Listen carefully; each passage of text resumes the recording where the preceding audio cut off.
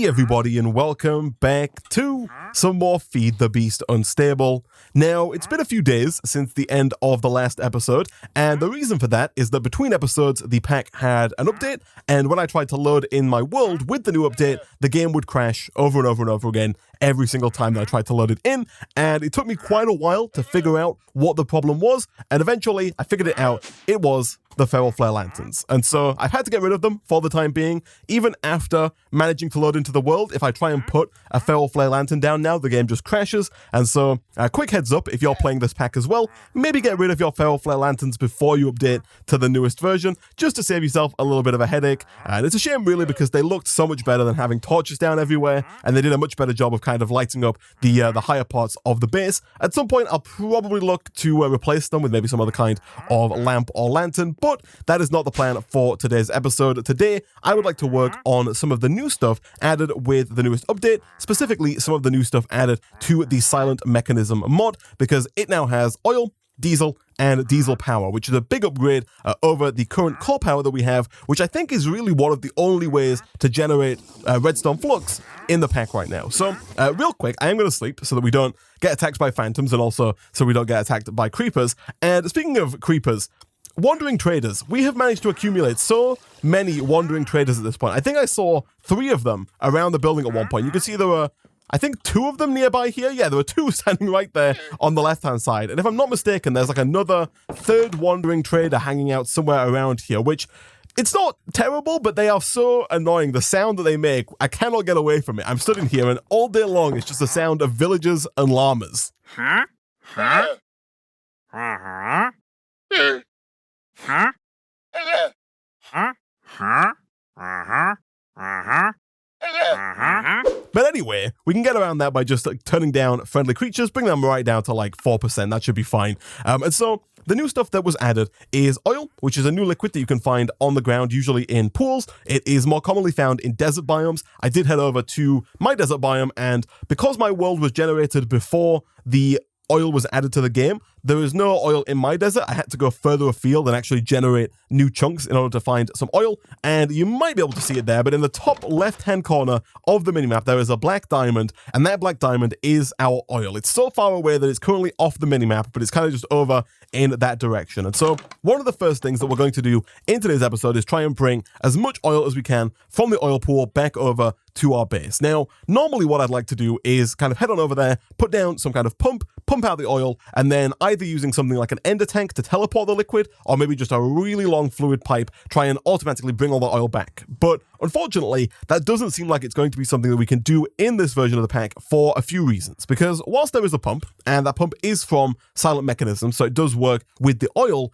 Silent Mechanisms doesn't add any kind of fluid pipe, and so there's no native way of getting the liquid out of the pump and, for example, over to the refinery that we're going to have in our base here. The second problem is that the only fluid pipe in the game is this one right here from the fluid tank mod, and it is ridiculously expensive. It requires 1 ender pearl per 1 fluid pipe, and so if we were going to try and run fluid pipe from where the oil is back to the base here, we would need quite literally hundreds of ender pearls to make that happen, which of course we don't have. And then furthermore, the biggest problem is the fact that for whatever reason, right now at least, the pump doesn't seem to be able to like output liquid, or at the very least this fluid pipe isn't able to pull liquid out of the pump. And so even if we did have hundreds of ender pearls to make such a long fluid pipe, I don't really think it's going to work. And so instead, what we're going to do is we're going to make a tank from the fluid tanks mod. These come in a multitude of capacities ranging from 4 buckets worth in a wooden tank up to 16 buckets, 256 buckets, 4,096 buckets, 16,000 buckets, 65,000 buckets, and then a ridiculous 1 million buckets if you get all the way up to the Nether Star tank. Now, the caveat here is that you need 4 of the previous tank to get up to the next tier. And so just to get the iron tank, which is hopefully what we're going to get in today's episode, we need 16 wooden tanks, which means we need a ton of glass. And so between episodes, I did go over and shovel up a little bit more sand, smelt all that sand into quite a large amount of glass. I think 3 stacks should actually be more than enough. And so real quick, if we head over here, we should be able to do something like this. Of course, the simple storage network still does not like shift clicking items in. That is fine. We can always go ahead and do something like this and get ourselves, hopefully, I guess 42 tanks. I didn't quite want to get that many, but you know what? That'll do just fine. In fact, we might even at this point want to just go straight in with the gold tank. The gold tank would require 64. And so maybe not actually, maybe we'll stick with the iron one for now. But in the future, I should probably be a bit more careful about how I shift click out there. But let's go ahead and make one iron tank, and we will take that iron tank over to the oil patch and then use that to collect all of the oil. Thankfully, the tanks here do retain their inventory. And so if, for example, I was to go ahead and grab a bucket and get myself some water, we can put the water into the tank. And then even if we break the tank and place it down somewhere else, it should still have all of the water in it. Yes, you can see it's still got that water in there, and so we should be able to grab all of the oil, bring it all back, and then use it all here at our base. Real quick, before I go, I do want to set some stuff smelting in our alloy smelter. Specifically, I would like to get some redstone and some iron. We can, of course, use that to make the redstone alloy ingots, which are used to make most of the real machines from Silent Gears. Right now, we're using the basic alloy smelter and the basic crusher, but ideally, in today's episode, we're going to upgrade to the normal crusher and the normal alloy smelter, which are not only faster by default, but are also able to be upgraded in the newest version of Silent Mechanisms. For example, if we come on over here and we type in oil, essentially what we're going to do is we're going to grab the oil, we're going to put that oil into a refinery, which is going to turn it into diesel and ethane. The diesel is going to go into the diesel generator to give us some redstone flux, and the ethane is going to go into a mixer with some water to make polyethane, which is then going to go into a solidifier to make these plastic pellets, which is then going to be crafted up into plastic sheets, and then finally into upgrade bases before then being crafted into one of the 4 upgrades currently available in the mod, those being the processing upgrade, the range upgrade, energy efficiency upgrade, and the output chance upgrade. So if we wanted to, we could use the byproduct of diesel power to further increase the processing speed of, for example, our crusher, thus making our ore quadrupling setup that much faster. So that's the plan. That's why I'm crafting up some redstone alloy ingots. Hopefully, by the time we get back, we've got quite a few of them. And so real quick, let me grab just 3 more berries. I do already have quite a few fruit salads, but just in the interest of having all 3 of them ready to go before I leave here, we'll craft that up and let's head on out, shall we? So it is quite far away, and you know what? Actually, this is probably a good time to use our bridge building bow, because although I do love it, we really don't get as many opportunities as I would like to use the bridge building bow. And so real quick, what I'm going to do, instead of just running over to the oil pool, which is quite far away and would take a little bit of time by foot, instead, what I'm going to do, I'm going to craft up a ton of feathers. I'm going to grab all the flint that we have, which is hopefully at least a little bit. It is indeed. And I'll also grab some sticks, and we will, of course, head on over to our fletching table and craft ourselves up just a couple more arrows. Nice. We've got 74 arrows. And so really at this point, we don't necessarily have to worry about picking up the arrows. I know we can, but it's going to make our lives a lot easier, especially when we're using the bridge upgrade, if we don't bother with kind of picking the arrows up, because what we can do is we can just kind of shoot the bow, climb up, and then when we're at the highest point, we can kind of shoot again, and we can gain a lot more distance and get places a lot faster if we're not too bothered about picking the bows up on the way. I'm going to go back down real quick because it is nighttime, and I would preferably not like to do this in the middle of the night, and so I'm just going to go ahead and sleep real quick.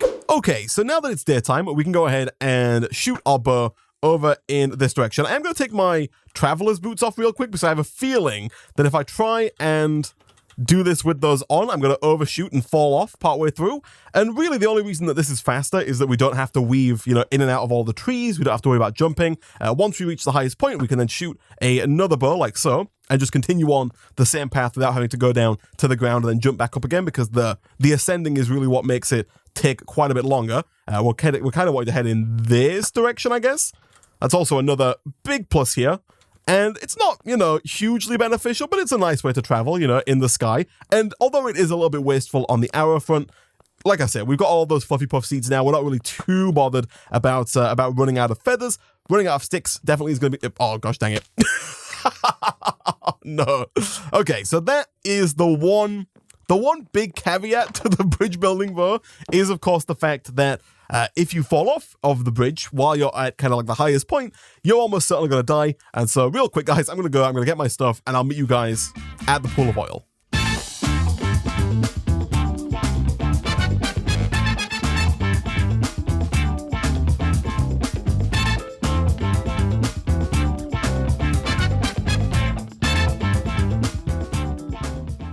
And here it is. This is the pool of oil. So essentially, all we're going to do is we're going to throw down our iron tank right about there, which can hold 256 buckets worth of oil. I don't think that we have that much oil here, but I'm going to go ahead and drop you down there. I do think that there's another pool of oil not too far away over in kind of that direction, I think like the northwest-ish, and so we might go and try and pick that up depending really on how deep this pool is. But real quick, I'm going to go ahead and pick all of this up, and I'll meet you guys back at base.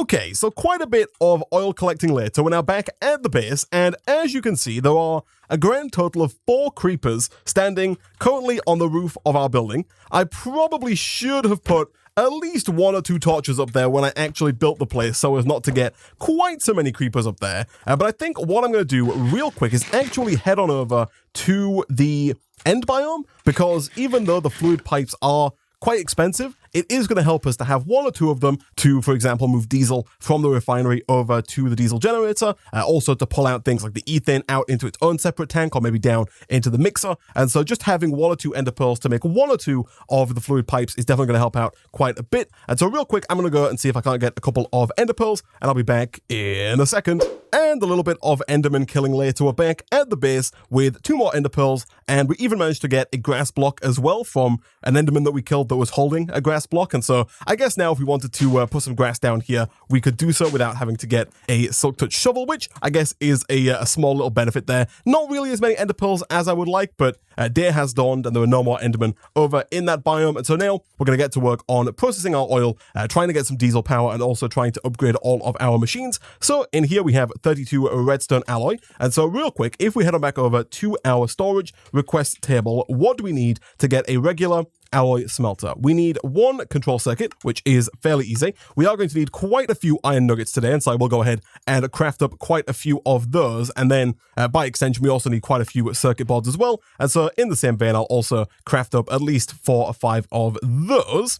And then after that, a lot of this stuff I don't really think is going to be too difficult. I'm fairly certain for the grinder, we are going to need at least a little bit of steel. And if I'm not mistaken, steel is made with pulverized coal and iron. It's possible that you can make it with regular coal and iron. Let me check real quick here. So steel ingot is made in the alloy smelter. It needs iron in the form of either iron powder or iron ingots, but it looks like it does actually require coal powder itself. And so what I'm going to do temporarily is I am going to go ahead and disconnect the hopper here, because we have a few things that we need to put through the crusher today, and I really don't want all of those things looping around into the furnace where possible. We will set this back up just as soon as we have everything up and running, but for the time being, I'm going to throw a little bit of coal in there, and I'm also going to check real quick how much clay we have, because we do, of course, need to get some bricks. And so for now, I will throw, I think, just 4 in here is really all that we're going to need, because that will get doubled to 8, and that will give us enough to make the 2 lots of bricks here, so that should be fine. And then as for the crusher, we need an alloy machine frame, which is why we need the steel, as well as control circuit, smooth stone, and then 2 bismuth steel ingots, which are made again with some coal dust, with some iron, and with the bismuth dust as well, or bismuth ingots. And so let's check, do we have the bricks in here? We do indeed. And so that's the reason why I'm upgrading the alloy furnace first. It's because we need it to make yet more alloys going forward, and having a faster alloy furnace is just going to make our lives a lot easier.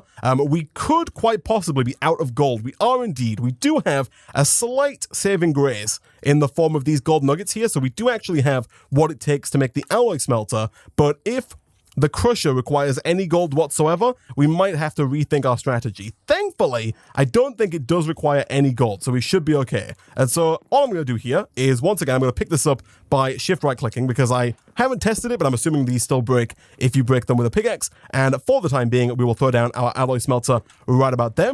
This will hopefully be at least a little bit faster than the previous alloy smelter. And so coal dust and iron should get us some steel. You'll see now this does have 4 upgrade slots in the top left. So if we wanted to, we could upgrade it to make it faster, to make it more energy efficient, stuff like that later on in today's episode. But that gets us our steel. And actually, I don't really think we need that much steel. And so I will take some coal out real quick and throw in some of of these bismuth ingots, like so. That should get us some of that bismuth steel as well. And it's actually quite possible that we could effectively duplicate anything we've got because of the fact that we have this block.mcfurnace.gold_furnace, aka the gold furnace here.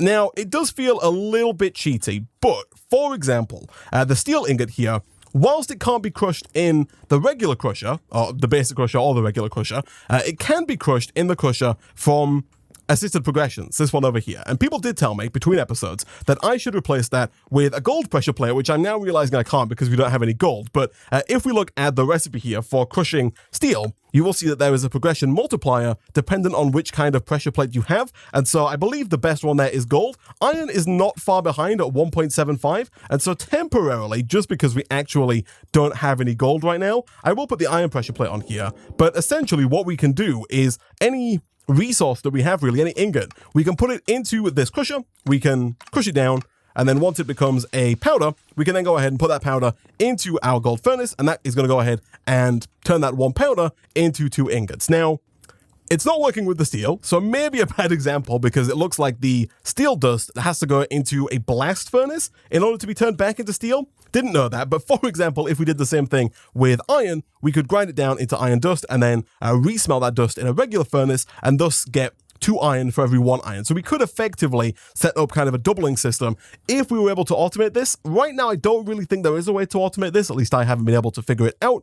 For whatever reason, dropping items on here doesn't work, and things like getting slimes to bounce on it also doesn't work. It could be possible that we could do a similar thing with the bismuth steel. No, once again, you need to actually put it into a blast furnace. And so, unfortunately, some of those higher end resources we can't quite duplicate, but we could if we wanted to, and we probably should have in the way of our gold, actually. We could have taken that 1 ingot of gold and duplicated it a few times over to get more gold. But nevertheless, we've got a fast hammer. We can go do some mining in just a second, along with our gold divining rod if we're really interested in finding more gold. But before we do that, let's go ahead and see if we've got what it takes to make the non-basic crusher here. We do indeed, good stuff. And so once again, we're going to move this guy over to here and throw down the new crusher right about there. Nice. Now, let's go ahead and sleep real quick. I do see that there's a creeper kind of circling the base, ready to explode as soon as we walk out the door. But now we get on to kind of the main reason that we're actually here. We want to actually start turning all 68 buckets of our oil into something more usable. And so we're going to need a couple of machines. The first machine that we need is the refinery, this guy here. To make it, we need some electrum, we need a heating element, which is made from copper and more redstone alloy. We need 2 empty canisters made simply from aluminum, which I think we do have. Another alloy machine frame, easy enough. We can actually make that right about now. We also need 2 aluminium steel, which is made in the alloy smelter with iron dust, coal dust, and an aluminium ingot. The iron and the aluminium can be ingot or dust form, and then a circuit board as well. How much aluminium, aka aluminum, do we have? We have quite a bit, actually. And so if we come back over here, once again, and we get ourselves some more coal, we can then throw that coal in with the aluminium and with the iron, and that should get us a little bit of that aluminium steel. And then I think from there, all of the other recipes are fairly similar. Like the diesel generator here requires yet more steel ingots, some silver ingots, a bucket, a circuit board, another alloy machine frame. Let's have a look at the mixer. I haven't checked the recipe for this one yet, but I'm assuming it's more of the same. This one requires brass, which I'm assuming is copper and nickel, would be my guess. Copper and zinc. Okay, so copper and zinc makes brass. And then we got a piston, more empty canisters, more bismuth steel, another alloy machine frame, and then the final one, I don't remember the name of. What else do we need here? The solidifier, which is more steel, more silver, more of the same stuff. Okay, so what I'm going to do real quick, guys, I'm going to grab my divining rod. I'm going to quickly go and grab some gold. I'll then come back. I'll make some more steel. I'll make some more aluminum steel. I'll make some more bismuth steel. I'll make all the stuff we need to make all of those machines, and I'll be back in a second. Okay, so a little bit of mining and crafting later. We should now have, I think, everything it takes to make the refinery, to make the diesel generator, which needs a bucket. Like, so I think we're also running out of inventory space. I think I need to put down another crate so we can actually store things. Like, the reason that didn't get moved out of the crafting terminal there is because it didn't have anywhere to go. But we should also be able to make the mixer as long as we get ourselves a piston. Like so. And then finally, of course, the solidifier.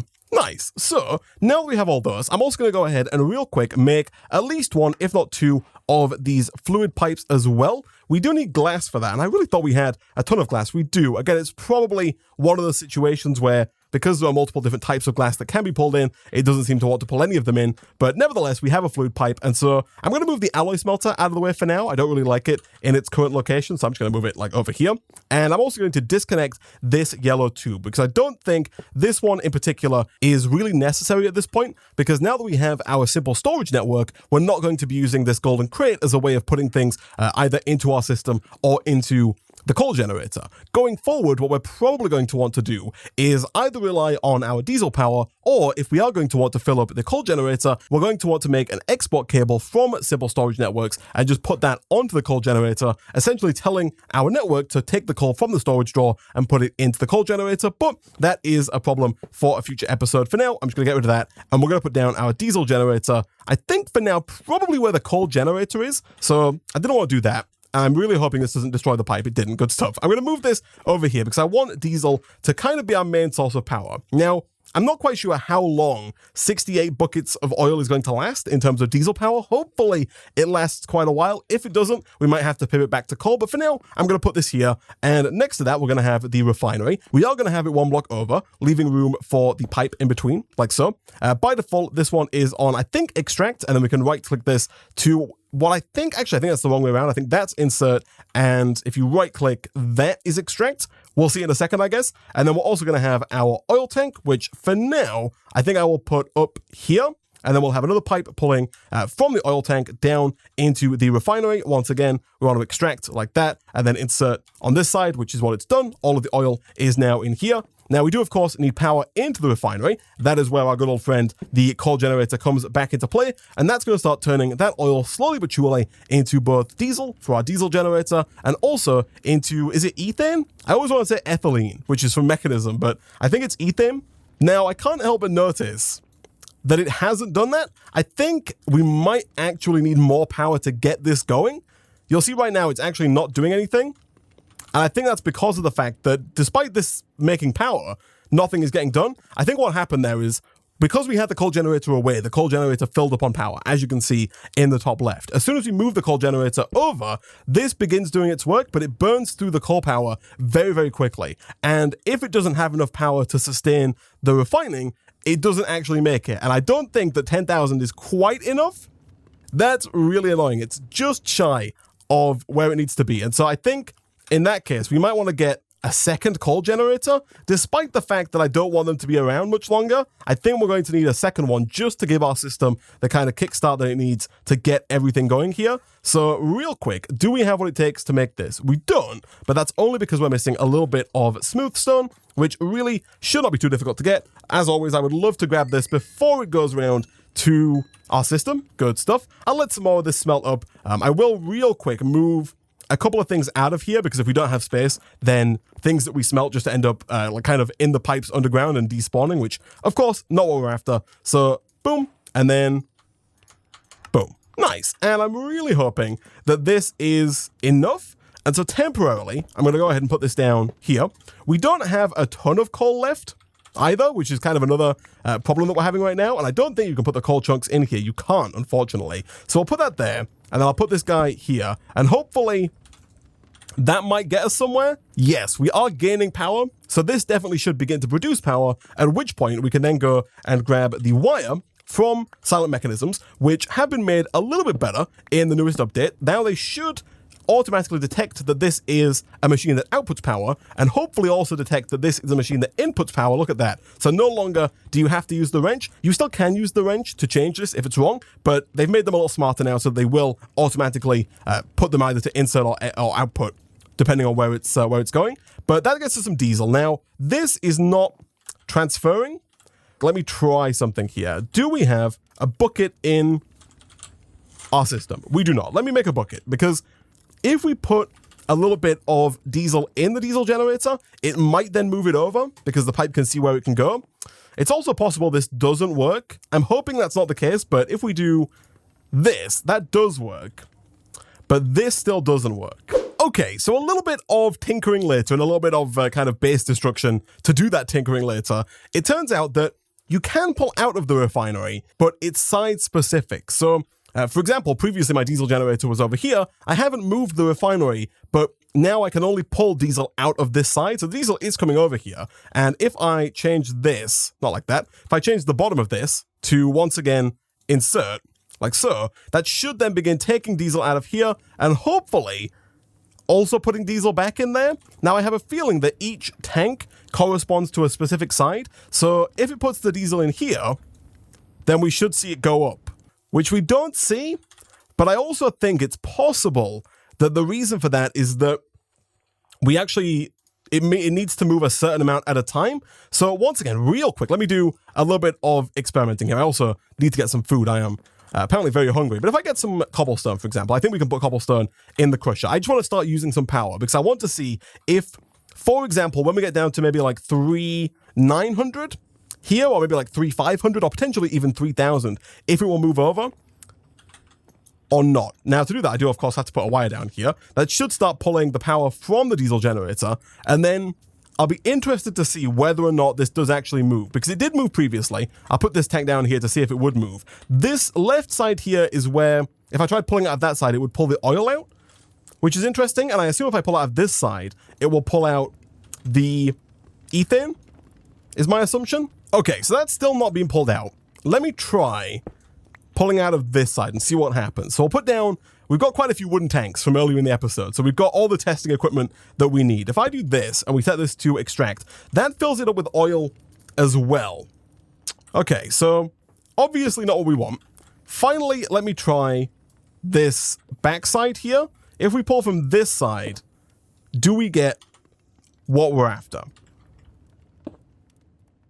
That's oil as well. Okay, so that is rather annoying. I guess the final test, and we can reconsolidate all of this oil in the future. One of the final tests here is to see whether or not the top and the bottom pull out differently. I don't know if this is going to pull out ethane. Also oil, eh?